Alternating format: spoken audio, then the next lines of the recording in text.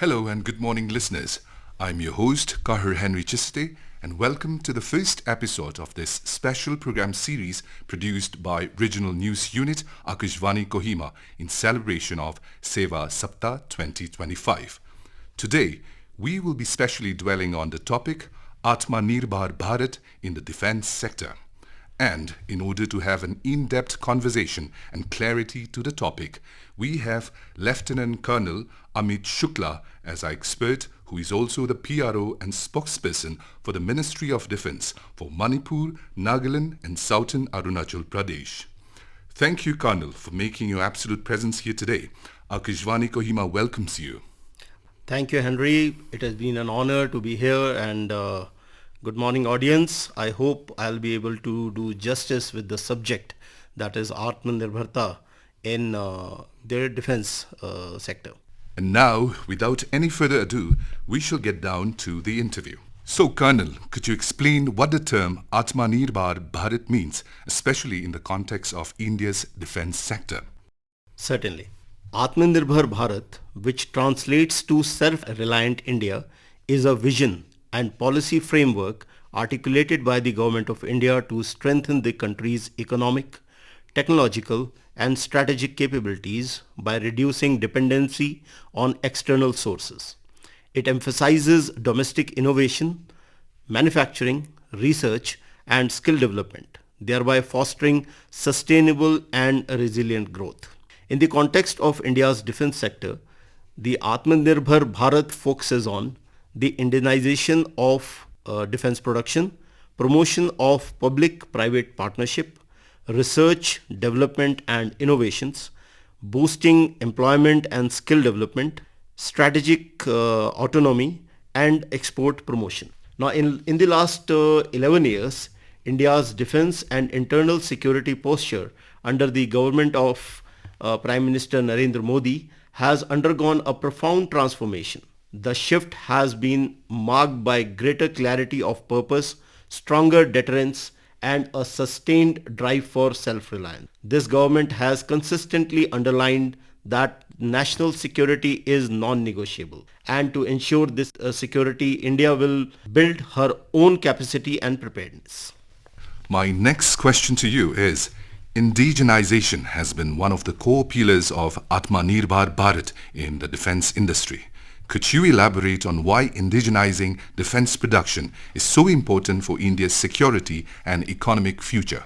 It's a very well-framed question, and indigenization of defense production, a core pillar of Atmanirbhar Bharat, is crucial because it strengthens both national security and economic resilience. For a country like India, with its complex security environment, dependence on external sources for critical defense requirements carries significant risks.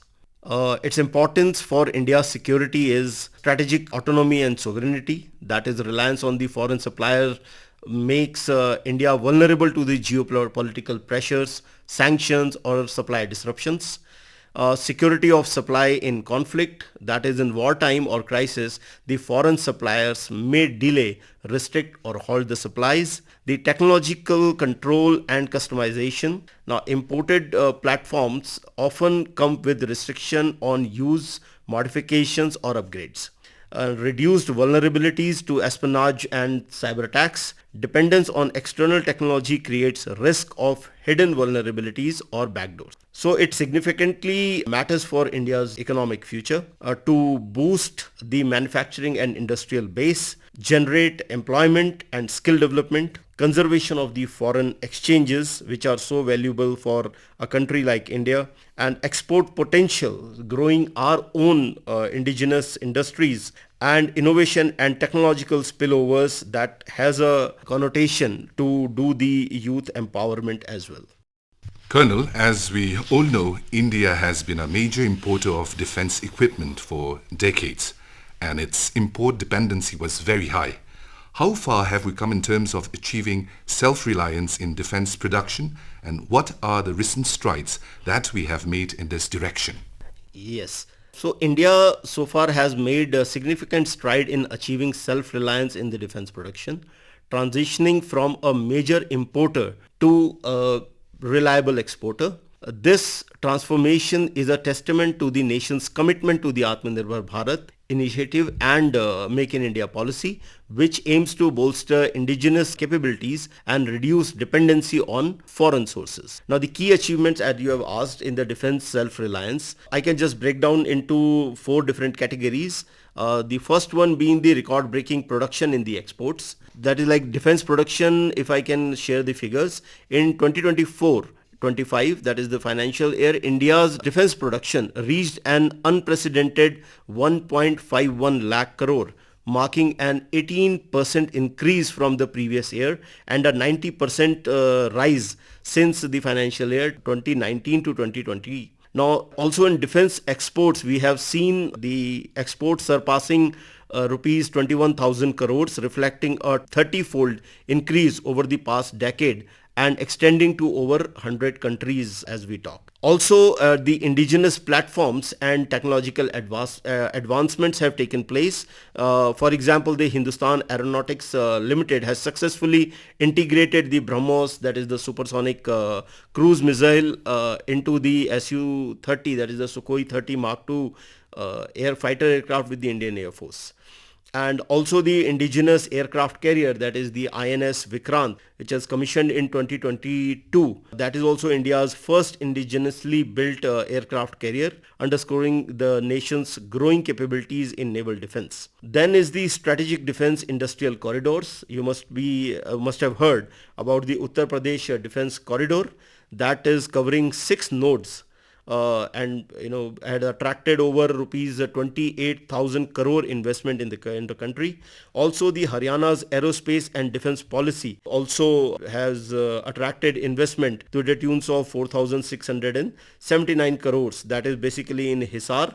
And lastly, the policy initiatives and the support for innovation. Of course, the Ministry of Defense has identified 509 defense items for domestic production, promoting homegrown manufacturing and reducing reliance on imports. Then we are initiating already the innovations, and startups are being pampered, you can say, in terms of defense excellence or the IDEX initiative. This has facilitated collaboration with startup, leading to the development of advanced technologies such as hybrid mini unmanned aerial vehicles, or UAVs or drones as we commonly know them, which have secured a significant order from the Indian Army as well.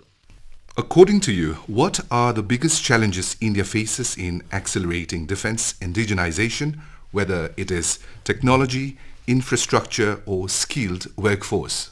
Yes, so that's very important because as we see the previous few years development and various actions that has taken place, though it has enabled the government to take certain decisions and have received kind of reaction from the around the globe.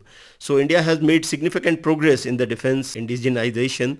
However, several challenges continue to impede faster advancement in self-reliant defense manufacturing. These challenges broadly fall into 3 categories.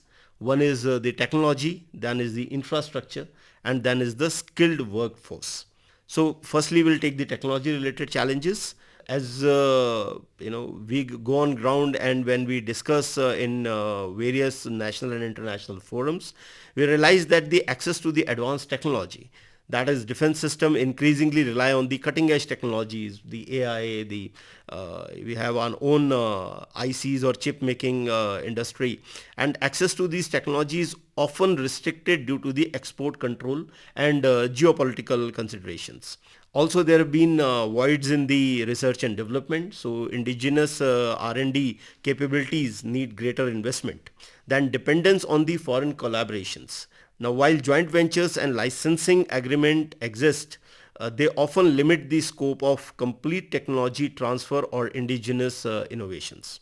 Now, coming to the second point was the infrastructure related challenges.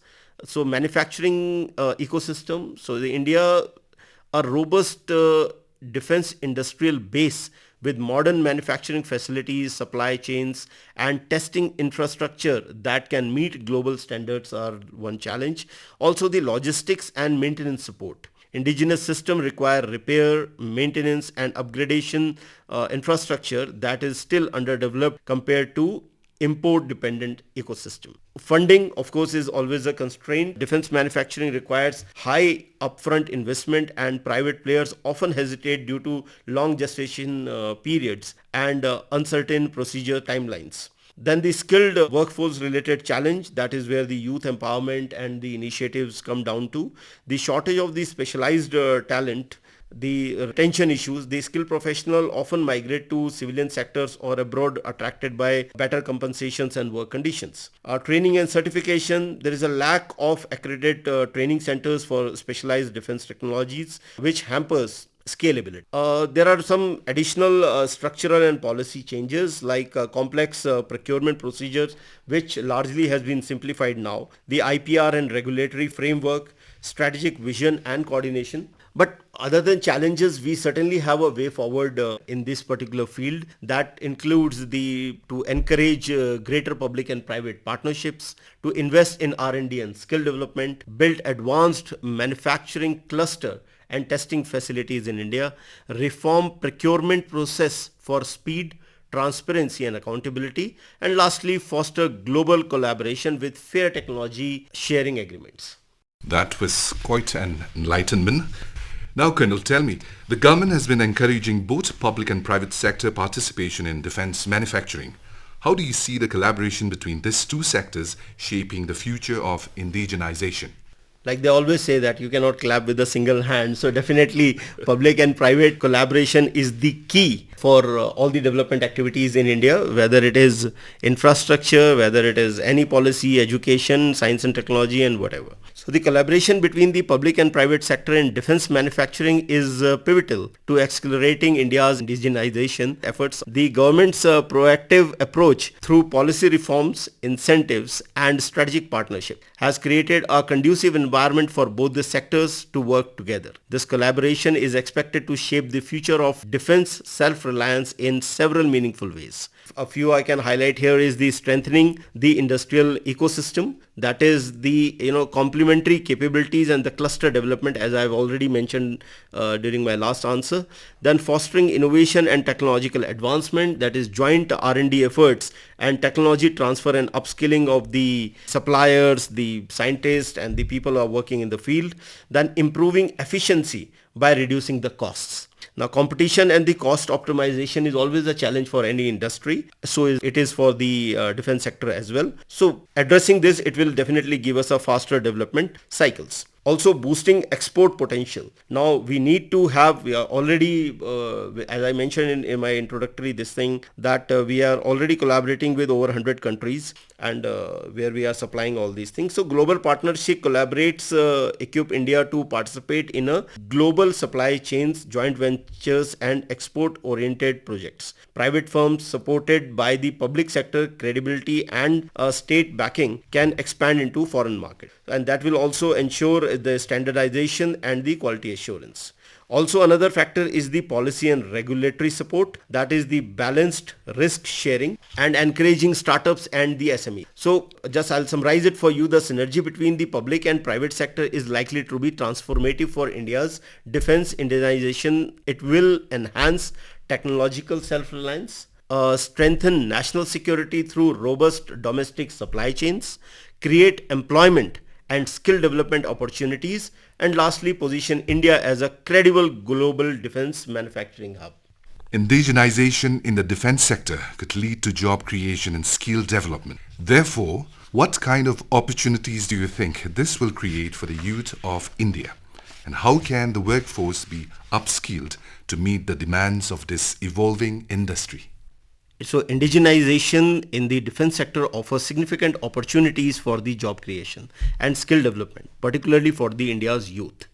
As the defense ecosystem expands and diversifies, it will require a wide spectrum of talent, ranging from engineers and technicians to analysts and production managers.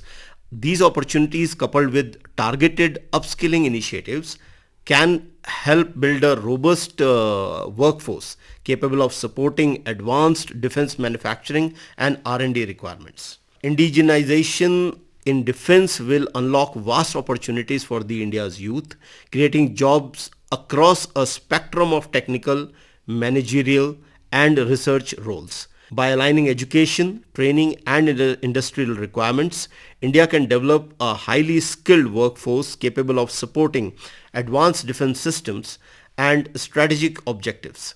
Structured upskilling initiatives, innovation-driven ecosystem, and strategic partnership will ensure that the youth are not only employed but are also empowered to lead in building a self-reliant, technologically advanced defense sector.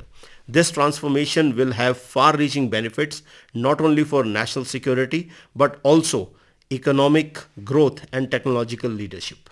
Thank you, Colonel. That's very encouraging to hear of. As we all know, the government has introduced several policies to promote indigenization, like the Make in India initiative and defense procurement reforms. Which of these policies do you think have had the most positive impact on the sector, and where do we still need improvement? Yeah, that's very interesting. So the government's initiatives to promote the indigenization in defense, particularly the Make in India campaign and defense procurement procedure reforms, have collectively reshaped the landscape of defense manufacturing in India. Several policies have yielded tangible benefits, while others still require refinement to fully realize the vision of a self-reliant defense sector. Now, few of the structured evolution of the impact and areas requiring further improvement that I would like to touch upon briefly. First is, of course, the policy with the most positive impact. To start with, Make in India, which doesn't require any introduction. However, this initiative has significantly increased private sector participation in the defense production by providing policy clarity and opening up defense manufacturing to private players. It has fostered innovation and competition, raising the cap on foreign direct investments, that is the FDI, in the defense production up to 74% under automatic route. This has attracted global defense majors to partner with Indian firms, facilitating technology transfer and co-development opportunities. Investment in infrastructure such as defense corridors in Uttar Pradesh and Tamil Nadu have strengthened the manufacturing ecosystem, enabling SMEs and startups to participate actively. The second one I would like to highlight is the defense procurement procedure reforms, also known as the DPP reforms. The classification of the procurement category like Buy Indian, IDDM, that is the indigenously designed, developed and manufactured, had incentivized the R&D within the country. Also is the IDX, that is the innovation in the defense excellence. This initiative has created avenues for startups and innovators to contribute to defense solutions, fostering an environment for rapid prototyping, AI-driven tools, drones, robotics and cybersecurity system and so on. It promotes collaboration between industries, academia and defense organizations, facilitating innovations and early stage investment. Now again, all these has a way forward as well. It will further deepen the R&D investment. It will further enhance the private sector partnership. It will further expand testing and quality assurance infrastructure, and it will align the education and training with industry needs. Now, looking ahead, what does the future of India's defense sector look like if we successfully achieve a high level of indigenization? How do you think it will affect our strategic autonomy and global standing in the next decade? Okay, everybody is worried about the future and so are we. So this question primarily looks towards, if India successfully achieves a high level of indigenization in its defense sector, the implication for the nation's strategic autonomy, the economic strength and global standing will be profound. Now, over the next decade, a self-reliant and technologically advanced defense ecosystem would fundamentally reshape India's position as a global power while ensuring that national security is safeguarded against the external uncertainties. The future of India's defense sector, if anchored in successful indigenization, is one of strength, resilience and global influence. It will not only fortify strategic autonomy by reducing dependency on external powers, but will also transform India into a global defense manufacturing hub. Enhanced technological capabilities, economic growth and geopolitical stature will define India's role in the international arena. Over the next decade, indigenization will be the cornerstone of the national security, innovation, and self-reliant development, positioning India as a trusted, responsible, and empowered global leader. Now, what role will emerging technologies like artificial intelligence, cyber security, and space technologies play in India's future defense strategy?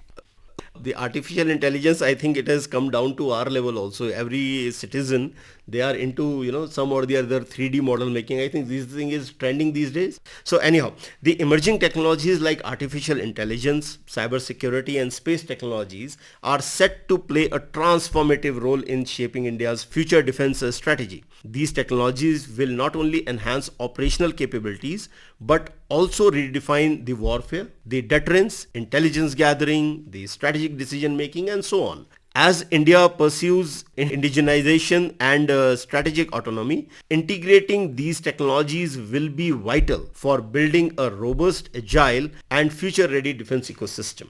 These emerging technologies are indispensable to India's future defense strategy. Their integration will enhance combat readiness, the operational efficiency, and strategic deterrence while ensuring resilience against emerging threats by fostering indigenous research, infrastructure, and human expertise in these areas. India can not only modernize its defense capabilities but also assert its strategic autonomy and strengthen its global standing. These technologies, when embedded in the broader indigenization framework, will serve as a force multiplier that will redefine the future of national security and defense preparedness. Indeed, that was interesting. Now, in conclusion, Colonel, what message would you give to our public about the importance of supporting the Atmanirbhar Bharat initiative in the defense sector?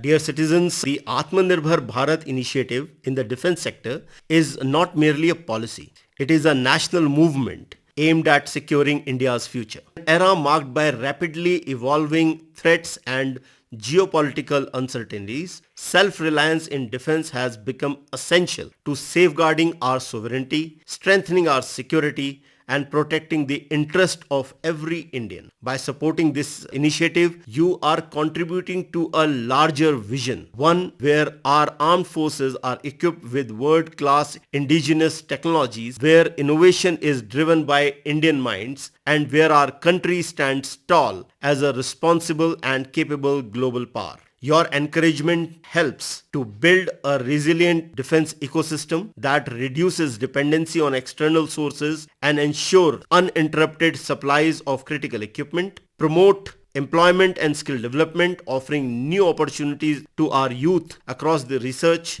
engineering, manufacturing, the supply chains, technology-driven industry, etc. It will foster innovation and entrepreneurship, allowing startups and industries, MSMEs, to contribute meaningfully to the national security while strengthening the economy. Also, it will enhance the national pride and strategic autonomy, empowering India to make independent decisions and lead a defense, technology and export. Atmanirbhar Bharat is a collective endeavor. Every citizen's awareness, support and participation in fostering innovation, encouraging indigenous products and trusting homegrown solutions will contribute to make India more secure, self-sufficient and globally respected. Let us stand united in supporting this initiative, for it is a step towards a stronger, safer and more prosperous India, one that is prepared to face future challenges with confidence, courage and resilience. Together, we build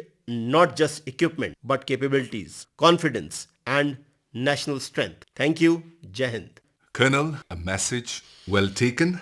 So listeners, that was Lieutenant Colonel Amit Shukla, and we are now assured that by leveraging innovation, strategic partnerships, and indigenous capabilities, our country, India, is well positioned to play a pivotal role in the future of global manufacturing and security. Thank you once again, Colonel, for enlightening us with your insightful and comprehensive understanding on the topic Atmanirbhar Bharat in the defense sector.